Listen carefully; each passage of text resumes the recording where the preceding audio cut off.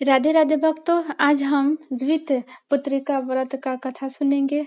एक बार नौमिषारण्य के निवासी ऋषियों ने संसार के कल्याणार्थ सूत जी से पूछा, हे सूत, कराल कलिकाल में लोगों की बालक किस तरह दीर्घायु होंगे, सो कहिए। सूत जी बोले, जब द्वापर का अंत और कलयुग का आरंभ था, उसी समय बहुत सी शोकाकुल स्त्रियों ने आपस में सलाह की कि क्या इस कली में माता के जीवित रहते पुत्र मर जाएगा। जब वे आपस में कुछ निर्णय नहीं कर सकी, तब गौतम जी के पास पूछने के लिए गई।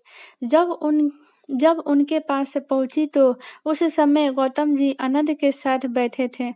उनके सामने जाकर उन्होंने मस्तक झुकाकर प्रणाम किया। तदंतर स्त्रियों ने पूछा, हे प्रभु, इस कली युग में लोगों के पुत्र किस तरह जीवित रहे, इसके लिए कोई व्रत या तप हो तो कृपा करके बताइए। इस तरह उनकी बात सुनकर गौतम जी बोले, आपसे मैं वही बात कहूंगा जो मैंने पहले सुन रखी है। गौतम जी ने कहा, जब महाभारत युद्ध का अंत हो गया और द्रोण पुत्र अश्वत्थामा के द्वारा अपने बेटे को मरा देखकर जब पांडव बड़े दुखी हुए, तो पुत्र के शोक से व्याकुल होकर द्रौपदी अपनी सखियों के साथ ब्राह्मण श्रेष्ठ धौम्य के पास गई और उसने धौम्य से कहा, हे विपेंद्र, कौन सा उपाय करने से बच्चे दीर्घायु हो सकते हैं, कृपया कर ठीक ठीक कहिए। धौम्य बोले, सतयुग में सत्य वचन बोलने वाला, सत्याचरण करने वाला समदर्शी जिमुतवाहन नामक एक राजा था। एक बार वह अपनी स्त्री के साथ अपने ससुराल में गया और वहीं रहने लगा। एक दिन आधी रात के समय पुत्र के शोक से व्याकुल कोई स्त्री रोने लगी, क्योंकि वह अपने बेटे के दर्शन से निराश हो चुकी थी। उसका पुत्र मर चुका था। वह रोती हुई कहती थी, हाय, मुझे बूढ़ी माता के सामने मेरा बेटा मर रहा है। उसका रुदन सुनकर राजा जिमुतवाहन का तो मानो हृदय विदीर्ण हो गया। वह तत्काल उस स्त्री के पास गया और उससे पूछा, तुम्हारा बेटा कैसे मरा है।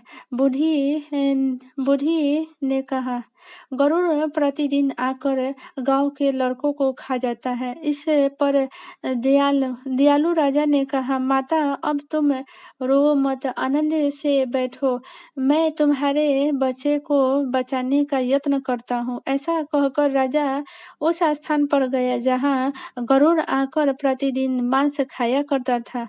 उसी समय गरुड़ भी उस पर टूट पड़ा और राजा के शरीर का मांस खाने लगा।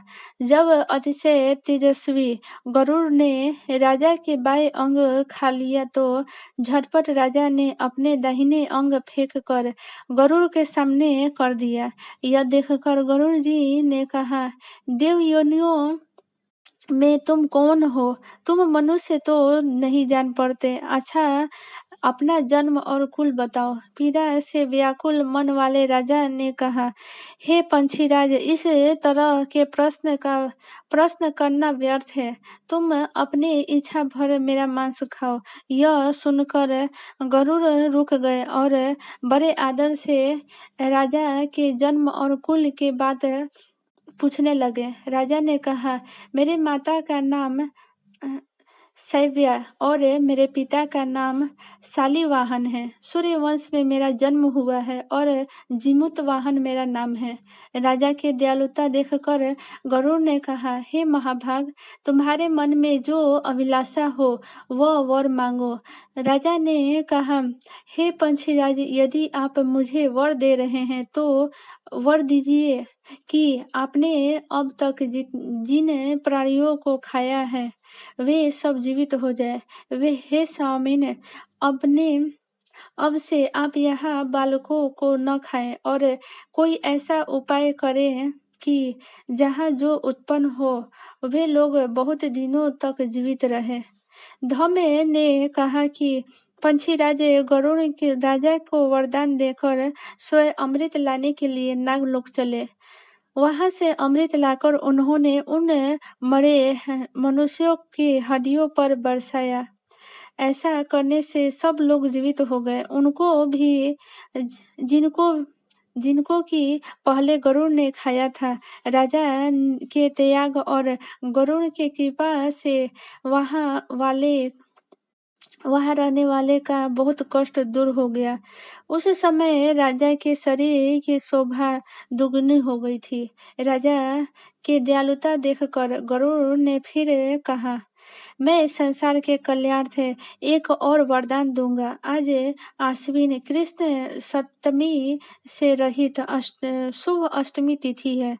आज ही तुमने यहाँ के प्रजा को जीवन दान दिया है। हे वत्स, अब से यह दिन ब्रह्मा भाव हो गया है, जो मूर्ति भेद से विविध नामों से विख्यात है। वही त्रिलोक से पूजित दुर्गा अमृत प्राप्त करने के अर्थ में जीवित पुत्रिका कहलाई है।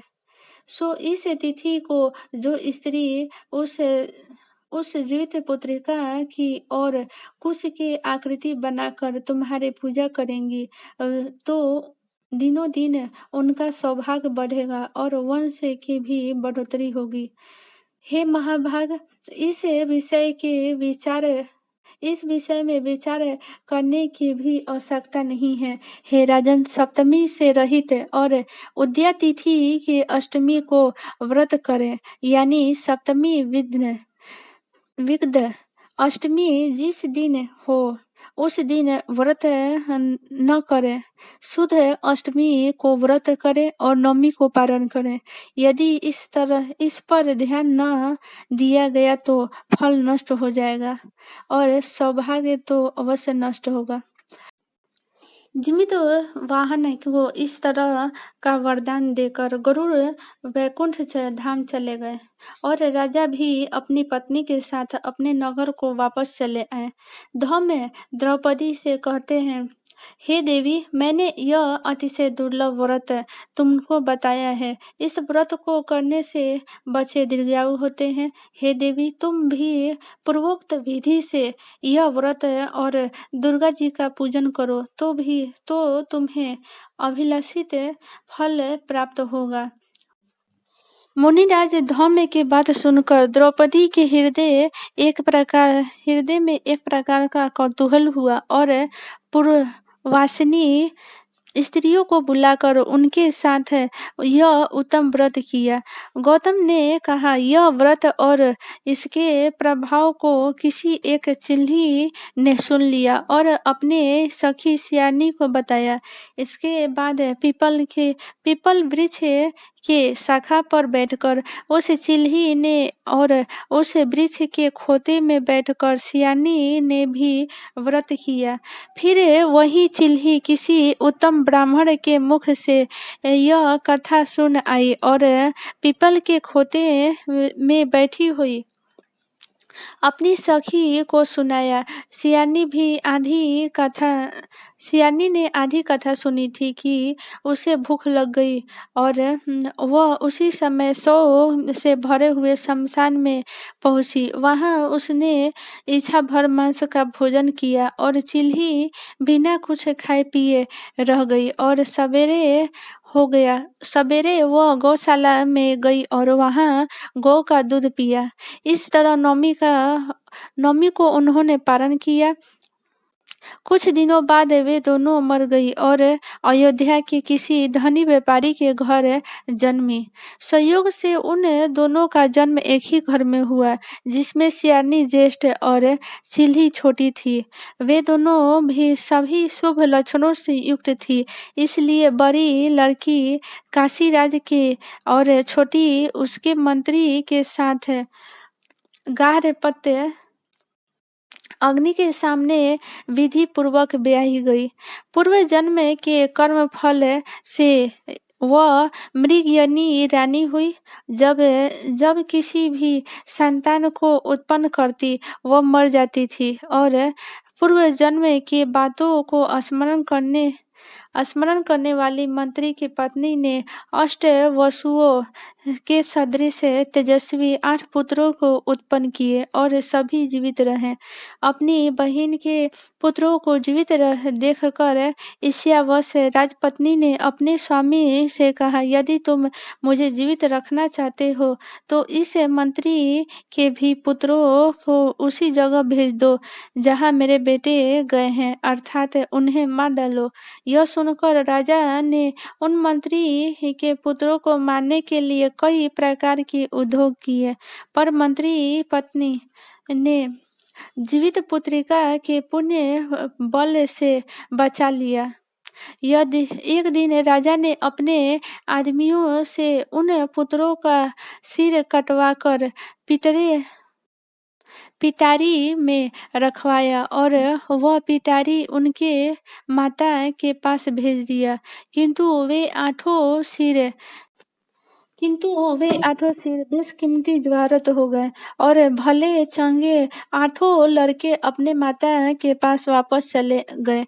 उनको जीवित देखकर राजपत्नी को बड़ा विस्मय हुआ। अंत में वह मंत्री के पत्नी के पास आई और उसने पूछा, बहन, तुमने कौन सा ऐसा पुण्य किया है जिससे बार बार मारे जाने पर भी तुम्हारे बेटे नहीं मरते? इस पर मंत्री के पत्नी ने कहा, पूर्व जन्म में मैं चिल्ही थी और तुम सियानी, दोनों ने व्रत किया था। तुमने व्रत के नियमों की भली भांति पालन नहीं किया था और मैंने किया था। इसी दोष से हे बहन, तुम्हारे बेटे नहीं जीते और राजरानी, अब भी तुम उस जीवित पुत्री का व्रत को करो तो तुम्हारे बेटे दीर्घायु होंगे। मैं तुमसे सच सच कह रही हूँ। उसके कथानुसार रानी ने व्रत किया, तभी से उसके कई बेटे सुंदर दीर्घायु होकर बड़े बड़े राजा हुए। सूत जी ने कहा कि सब प्रकार के आनंद देने वाला मैंने यह दिव्य व्रत बतलाया। स्त्रियां चिरंजीवी संतान चाहती हो तो विधि पूर्वक यह व्रत करें।